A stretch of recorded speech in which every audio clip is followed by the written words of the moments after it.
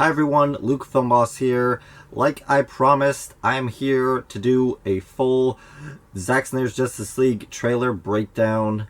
It's kind of be a full shot by shot. I'm going to be watching the trailer and pausing whenever I feel like there's something that needs to be said. So, enjoy. So, let's get into this.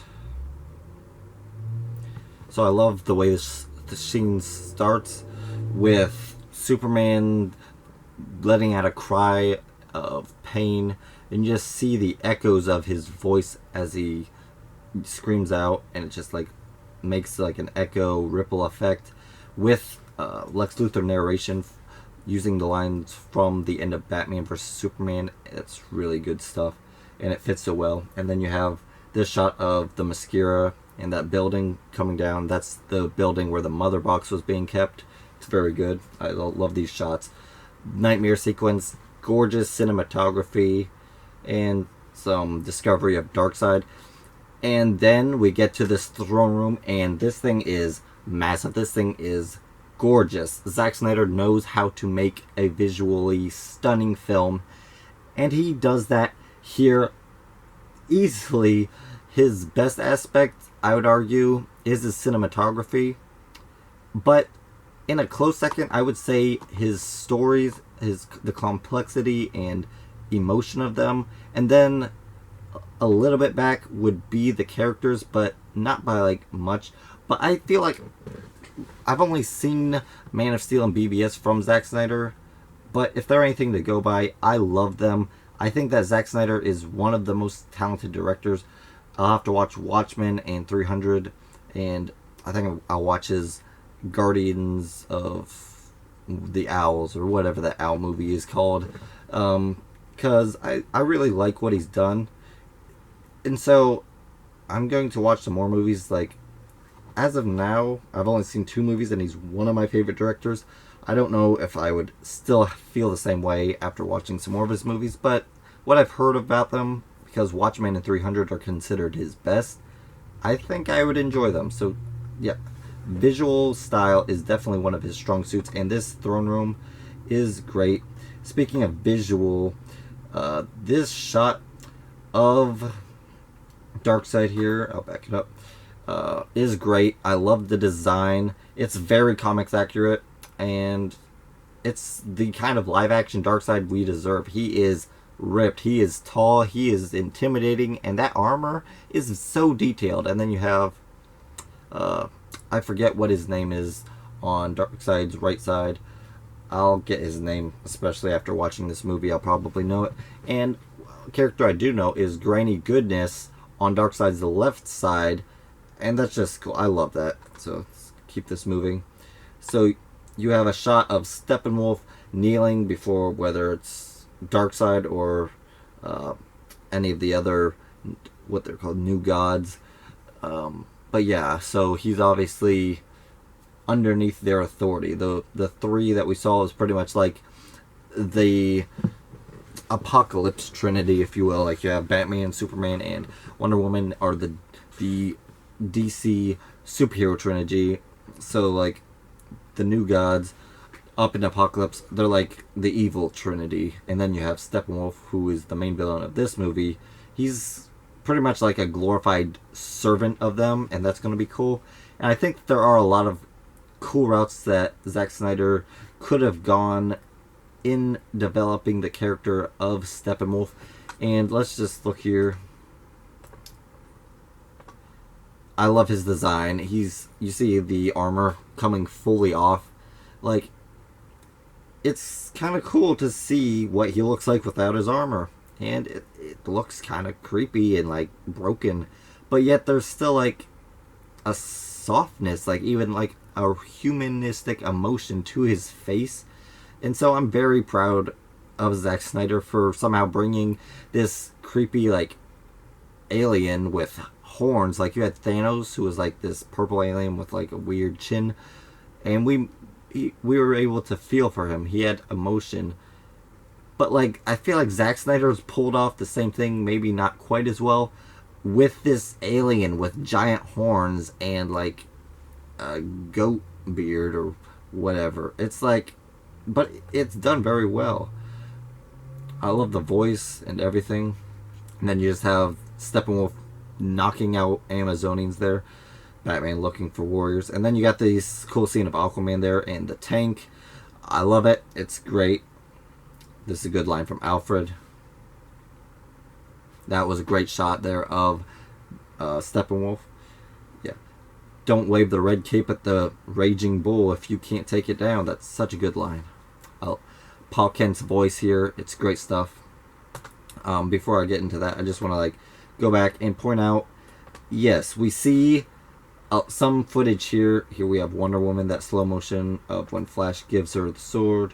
And then you have Jason Momoa as Aquaman blocking the water. And that's all in the harbor, Gotham Harbor's fight scene. And so, there is a lot of footage in this movie that's going to be from the original Justice League movie in 2017. But it's going to be different. Obviously, Steppenwolf's design is different. There's going to be a lot of CGI and color corrections. But there's also going to be additional footage, I think, that's going to go along with the scenes we saw. The opening scenes, we see, we're going to see some aftermath of the Doomsday battle. We're going to have a lot different with the attack on the Amazonians and on Atlantis, or well, not on Atlantis, but on the Atlanteans. And even the Gotham Harbor scene is going to be different. And they're going to be similar. I think that for the most part, the story and plot is going to stay about the same with some little differences. But I feel like there's going to be a lot more cool action. But most importantly, there's going to be a lot more character development and arcs even earlier on. It's going to be setting up a lot of stuff that we're going to be seeing later. And we're also, with the resurrection of Superman, that's going to be almost totally different. Obviously, they're probably going to bring him back in the same manner. But we've seen from shots that I'm pretty sure, I'm not sure if we saw it yet. If we see it again in the trailer, I'll point it out. But Superman has some kind of super suit on when they resurrect him. So I'm not sure what that's about. But it's different from how he was resurrected in the 2017 version. So, yeah. What some people say is it's the same movie. It's just longer. No, we're going to get a lot more story. I mean, how much more movie? You think we can honestly get 2 hours extra out of the same exact scenes? It's not just deleted scenes and extended scenes of the movie we saw. There's a lot different. I heard rumors that Josh Whedon's Justice League was almost entirely reshot. I heard that there was only about a half hour of Zack Snyder's original cut in there, and I don't know if that source is reliable, but I know for a fact that there was at least a half hour of new footage. So let's assume an hour and a half of Zack Snyder's original cut got added in. A lot of it would still have been changed. There was a lot of reshoots that went into even those scenes, as well as a lot of CGI, color, characters designs was changed. So yeah, it's really cool that we're getting a 4-hour cut. Just think about it, 4 hours long. The original Justice League was 2 hours. This cut is twice as long. So there's automatically 2 hours of extra footage.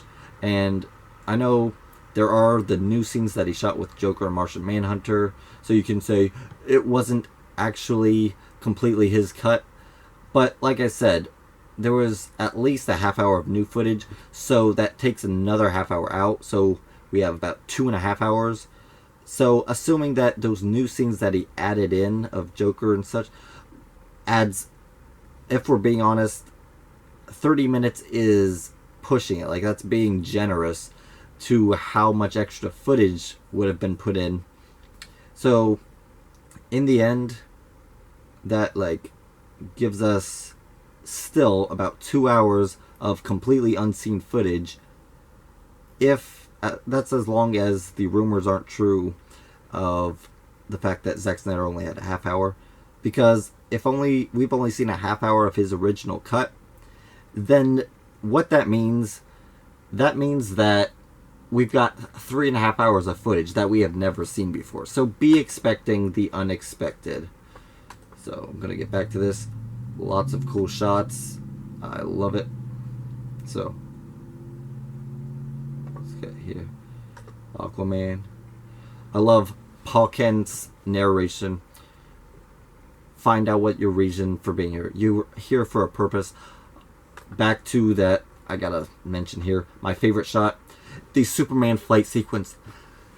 That scene in Man of Steel is the best scene out of any of these movies. Okay, I'm not quite sure if it's my favorite. It's one of my favorite scenes, but it's definitely the best scene in Man of Steel.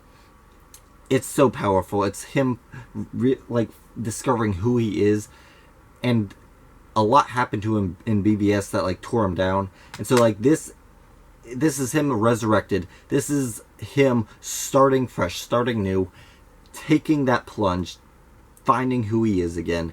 It's gonna be powerful. It's gonna be great. So good. I love the flying bat tank. I love it. That was a cool shot. Just like really quick editing, but we see so many cool shots here. And some good lines. Love that spinning shot of Cyborg. And then we had that cool shot of Superman, the laser vision. It's all so great. Zack Snyder's Justice League. We live in a society. I did find out about that meme. But yeah. This is so good. So I feel like Batman's character is going to be paid off mostly in these nightmare sequences. I feel like he's going to have some good story arcs and such in the regular Justice League timeline. But in the nightmare sequences, this is half of what made him fear Superman. This is like what plunged him into all of that to go to such extreme lengths. And so I feel like there's going to be some character growth here. Some, whether this is real or not, whatever way this plays out, it's going to be cool. But I just love the fact that Joker is now added in, though. You can see a little bit here in this shot. You can see Cyborg in the background. But I love Joker's look and his performance. Like, for people who didn't like Jared Leto's Joker, this is a good redemption spot for him. He looks good. It's like an apocalyptic version of Jared Leto's Joker. Like, it's still his Joker, but it looks new. Like, I'm not sure if I quite like the new look. Honestly, visually, outside of the tattoo on his forehead, Jared Leto's original look was honestly my favorite look for Joker. But this is still good. This is going to be great. I just can't wait to see the dynamic between Joker and Batman. It's going to be really cool, so that's going to be fun to see.